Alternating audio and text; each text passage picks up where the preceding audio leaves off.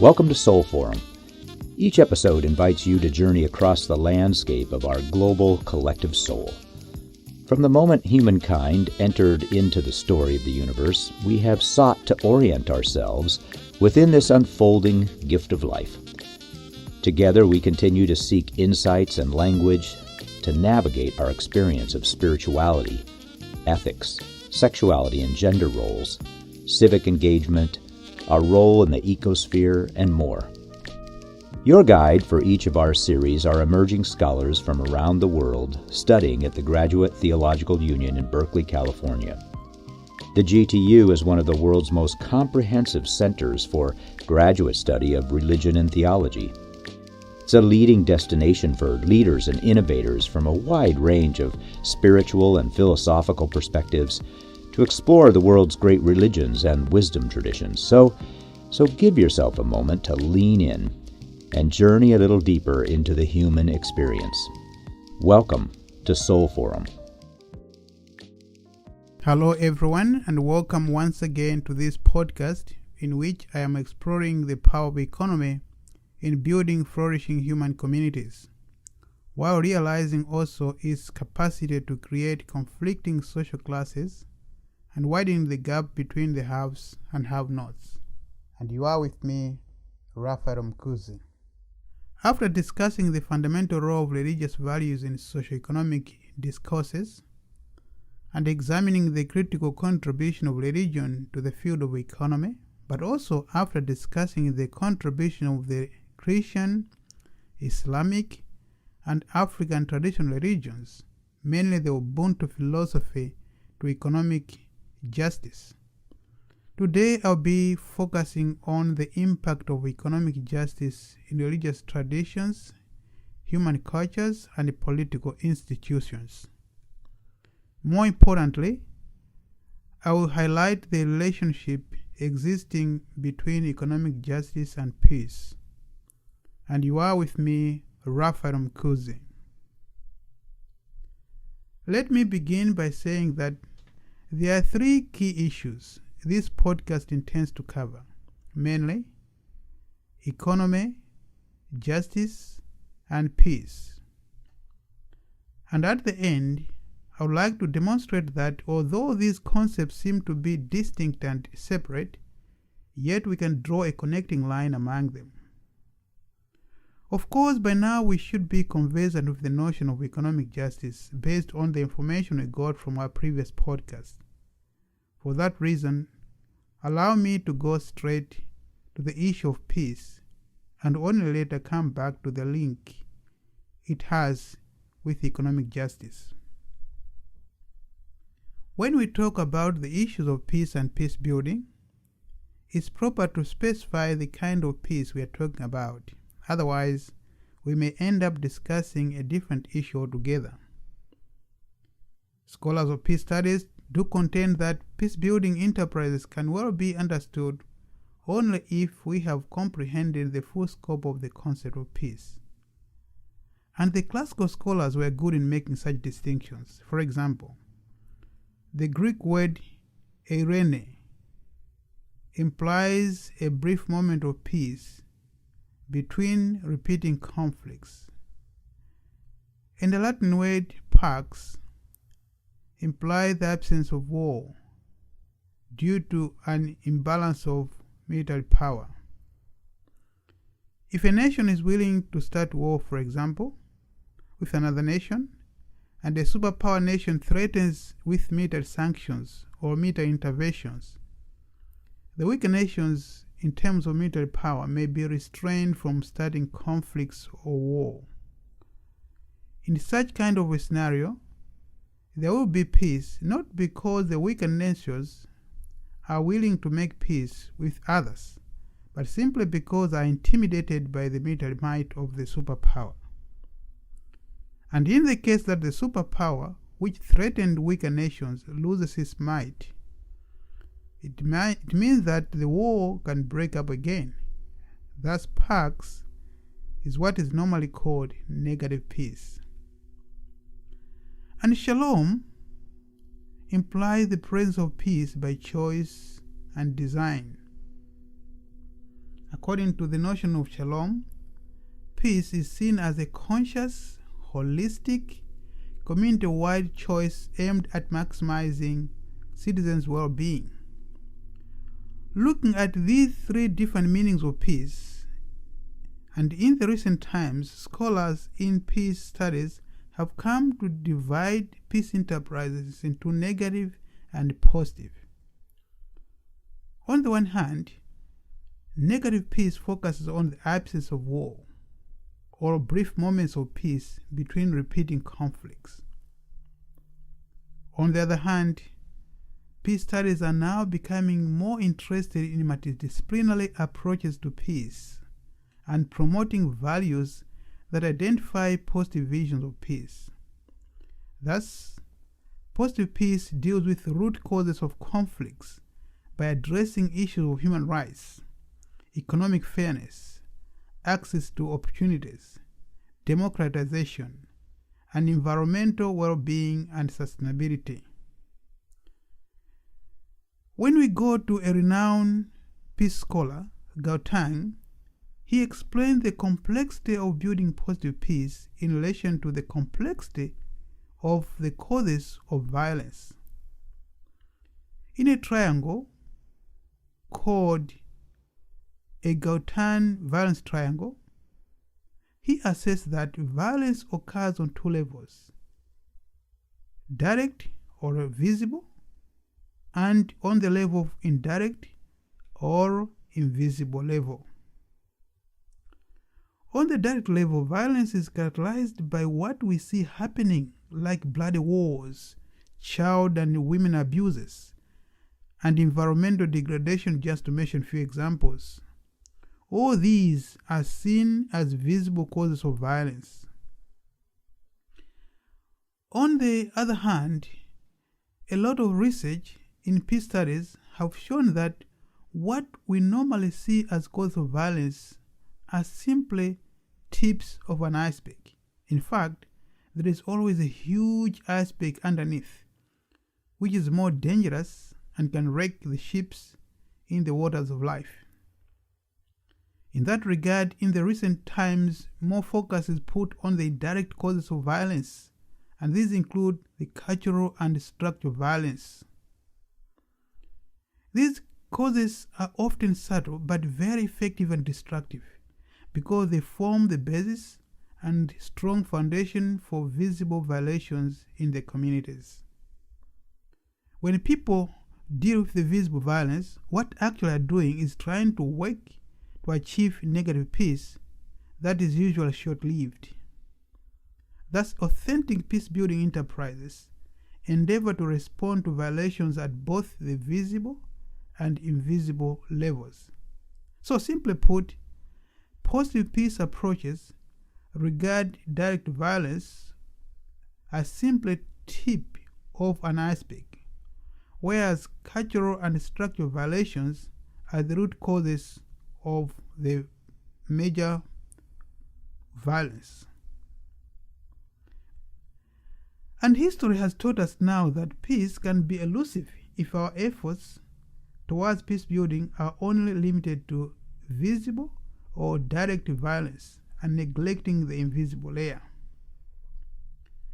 Up to this juncture, we have seen that we haven't yet tackled the issue of economy in connection to peace. Well, when it comes to invisible level of violence, this is where peace and economy is connected.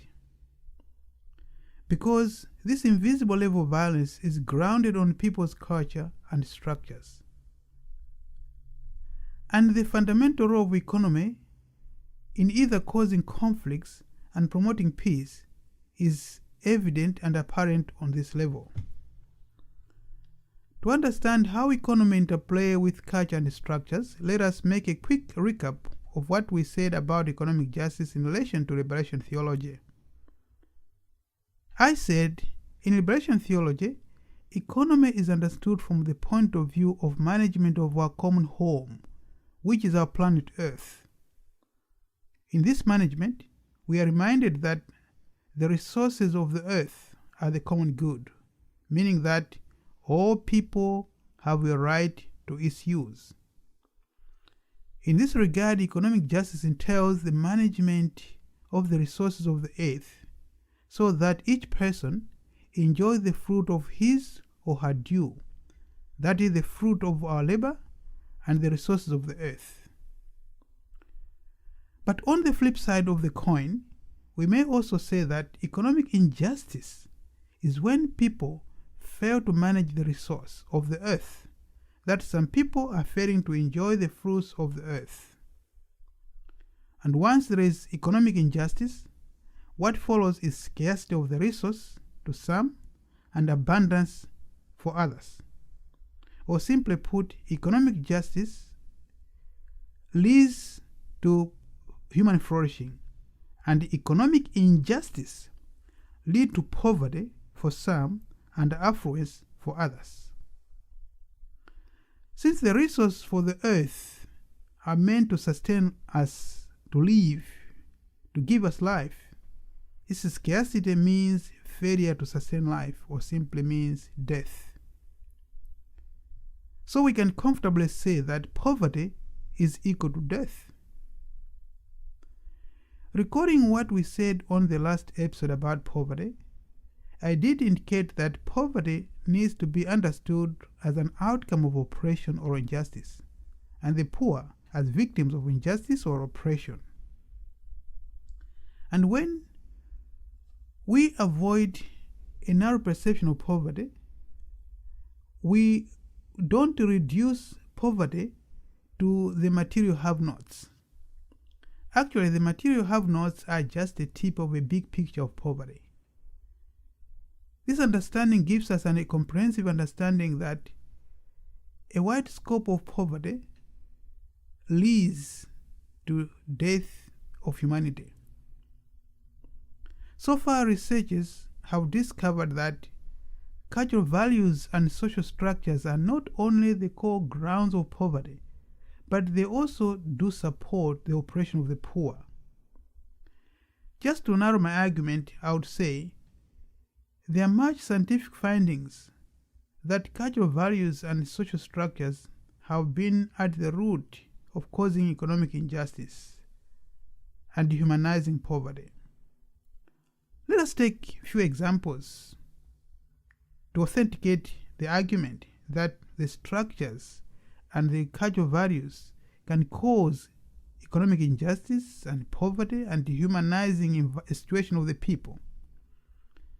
If the traditional cultural value strongly value boys in the family and not girls, so that boys are given many opportunities, including education, as compared to girls, this means that the boys will prosper in life and the girls will not prosper in life. The boys will be rich, will have resources, will have peace of mind, and the girls will eventually be poor and abused maybe by their husbands. Another example could be of places in the world where culturally people believe in caste system, ranking other people higher than other categories of people. These cultural values disadvantage other people and legitimate the privileges of other sections of the people in the society.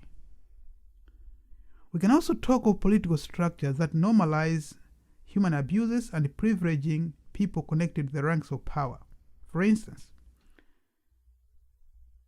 at one time, slavery was illegal in many parts of the world, including the US. The same can be said of economic systems that legitimate powerful nations to rip off the resources of the poor nations. A typical example can be said of the neo-liberal policies that force poor nations to privatize their economy and actualize free border paths for goods and commodities of powerful nations at the expense of the destruction of their small economies. Indeed, we have witnessed how free trade area economy or policies have worked to the advantage of capitalistic powerful nations and depleted the resource of the weaker nations. All these examples do indicate that cultural values, political, social, and economic structures have contributed to the oppression of many people and consequently multiplying poor masses in the world. And let us not forget that poverty means death, because the poor people are denied of their right to live. And then remembering that life is a gift and the resources of the earth are supposed to sustain life. Therefore, once people are poor, it means it's a sentence to their death. Deducing from this conclusion, we may also say that poverty or economic injustice is a denial of the right to life.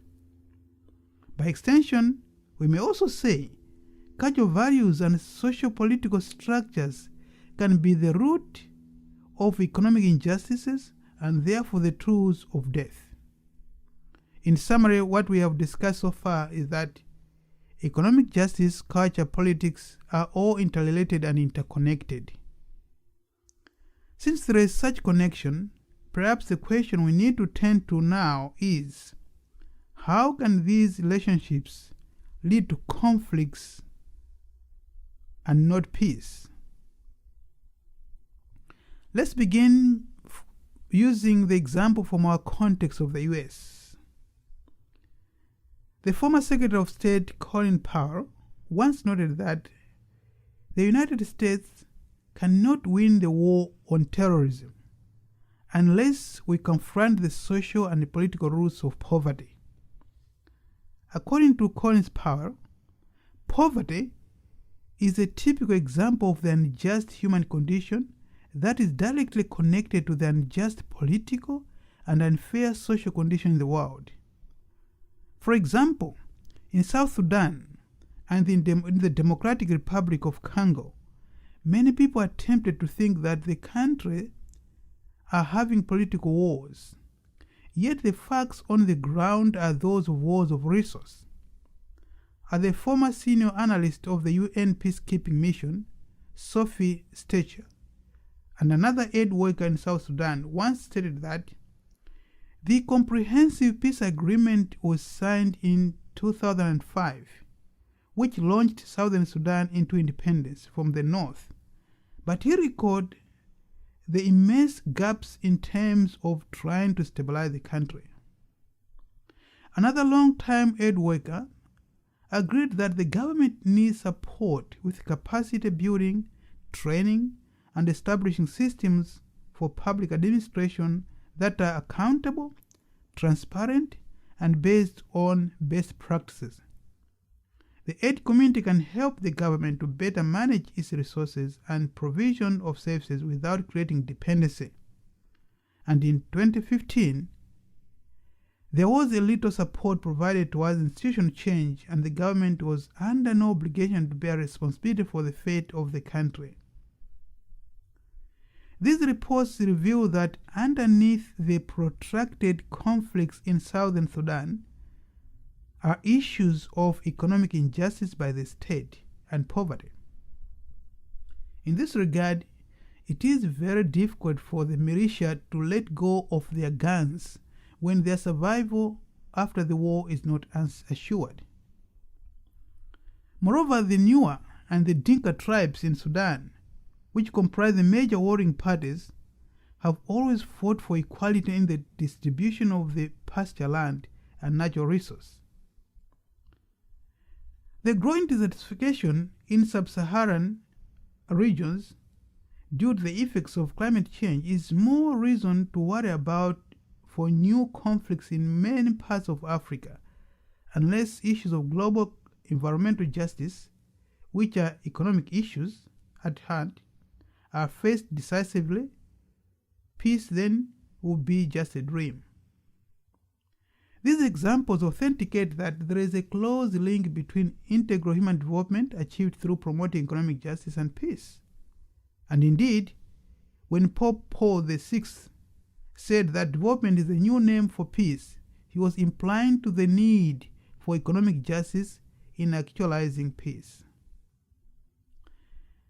Just to be a little more focused on a particular institution, Let me say something about the Catholic Church and its views about the relationship between peace and economy.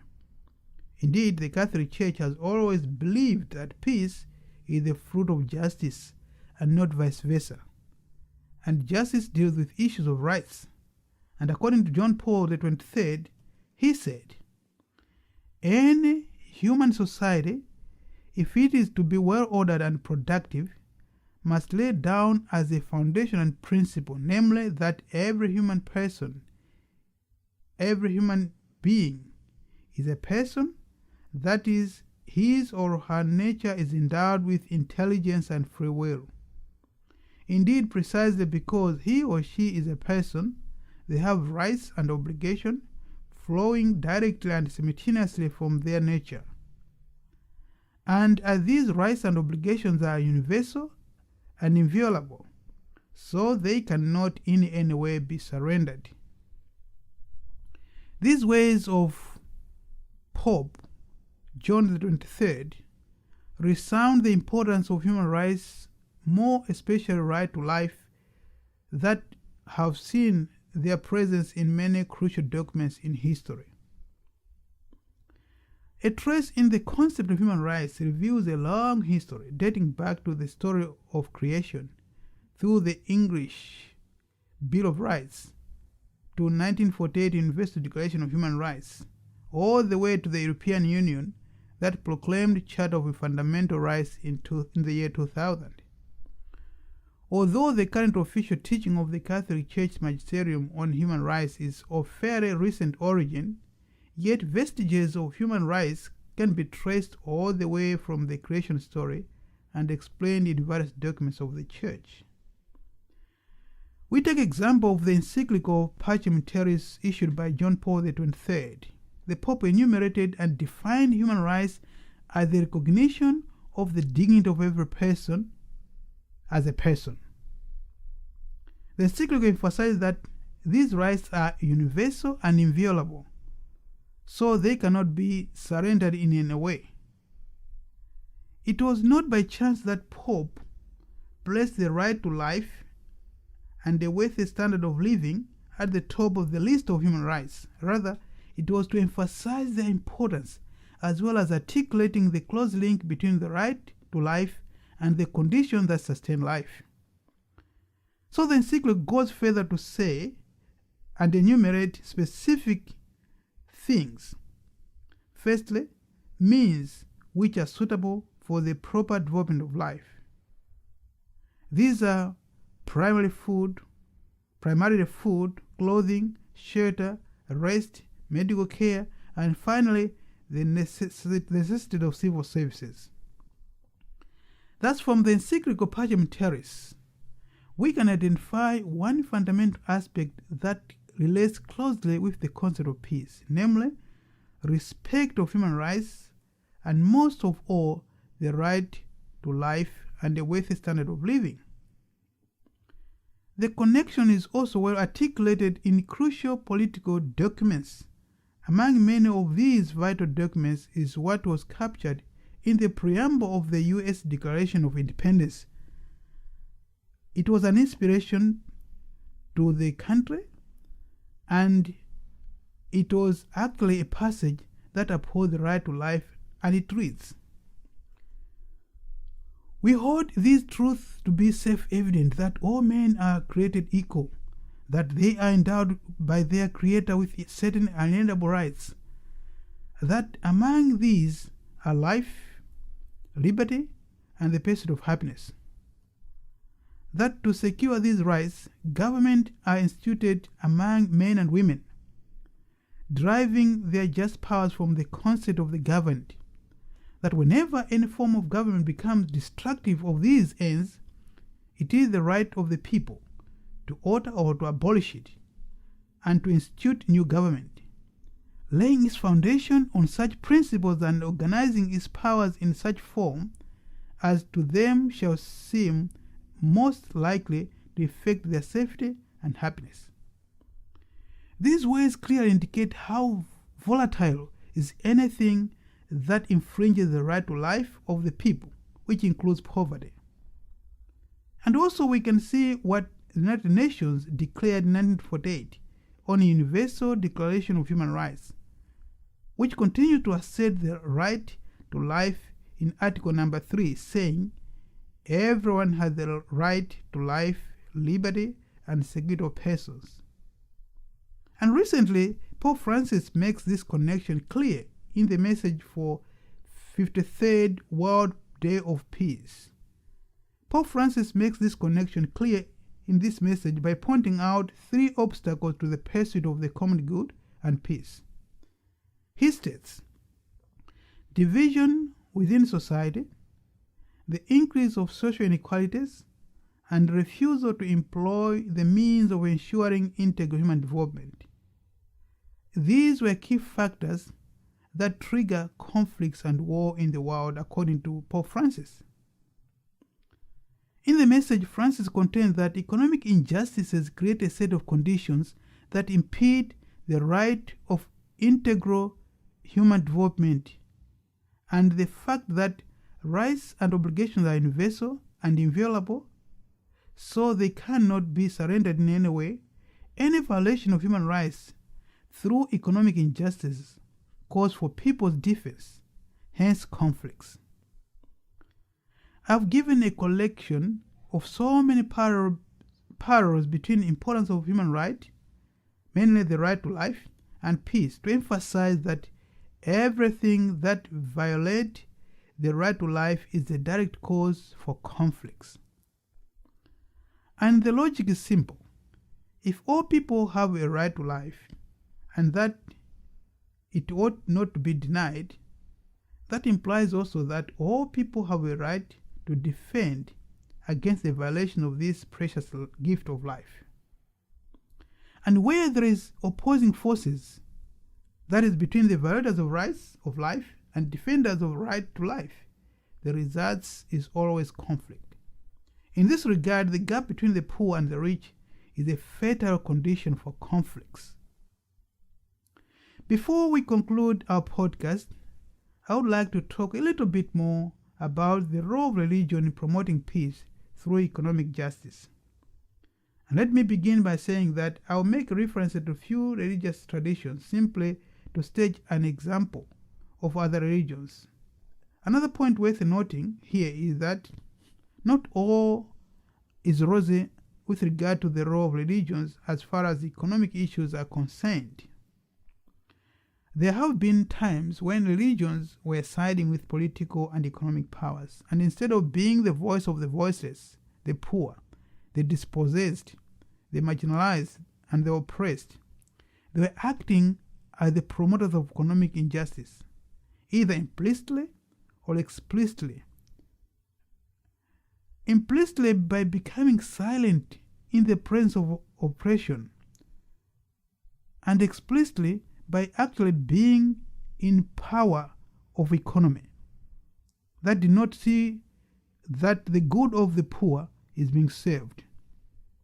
Of course, this kind of alliance has a long history, and in the Christian traditions, it dates back to the time of the Roman Empire, legitimizing and empowering the power of the religion to the whole world.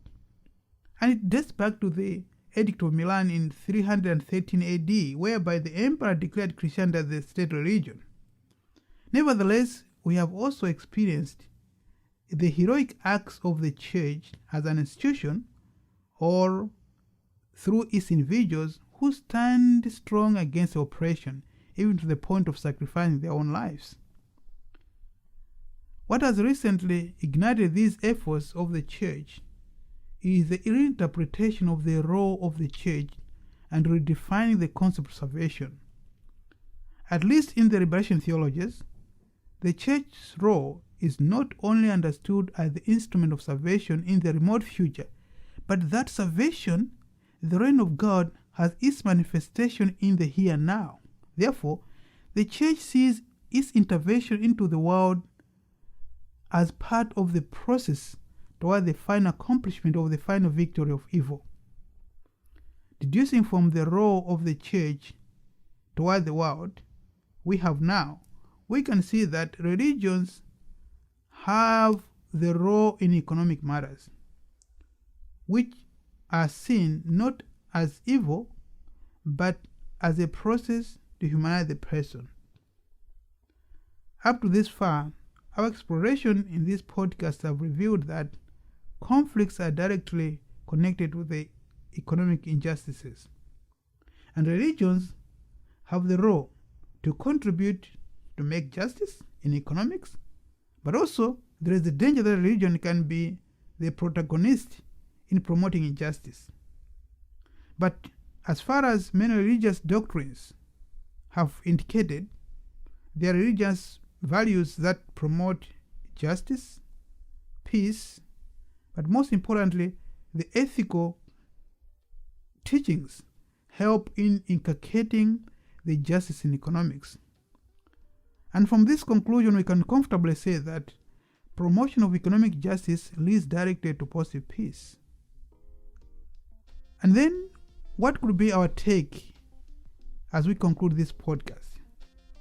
Well, we are reminded that there is a close connection between economic justice, the cultures of the people, and socio-political structures.